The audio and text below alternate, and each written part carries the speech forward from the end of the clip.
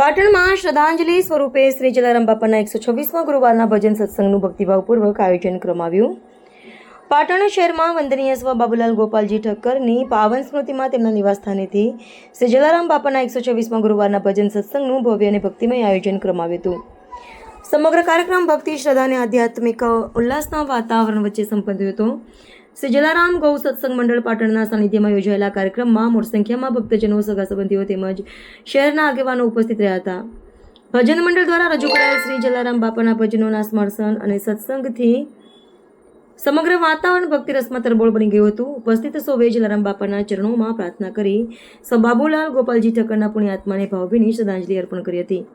આ પ્રસંગે વક્તાઓએ શ્રી જલારામ બાપાના સેવા, પરોપકાર, કરુણા અને માનવતાના દર્શનને જીવનમાં આત્મસાત કરવાની પ્રેરણા આપી હતી. સમાજના ભાઈ બહેનો તેમજ નાના દીકરી દીકરાઓએ પણ ભક્તિભાવ સાથે સત્સંગમાં ભાગ લઈ કાર્યક્રમને વિશેષ ગૌરવ અપાવ્યું હતું.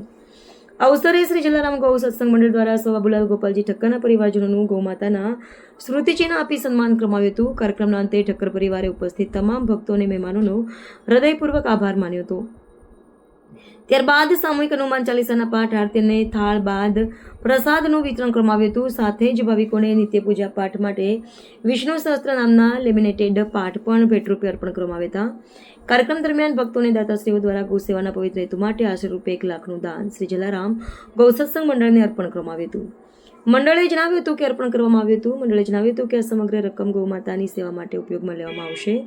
ભક્તિ, સેવા અને સંસ્કારના સુંદર સમન્વય આ ભજન સત્સંગે ઉપસ્થિત સૌના હૃદયમાં આધ્યાત્મિક ઉર્જાનો સંચાર કર્યો હતો અને શ્રદ્ધાંજલિનો આ કાર્યક્રમ યાદગાર બની રહ્યો હતો. રિપોર્ટર પંકજ સાધુ, પાટણ. હવે મારો નંબર આવ્યો છે, પણ ખુશીના સમાચાર એ છે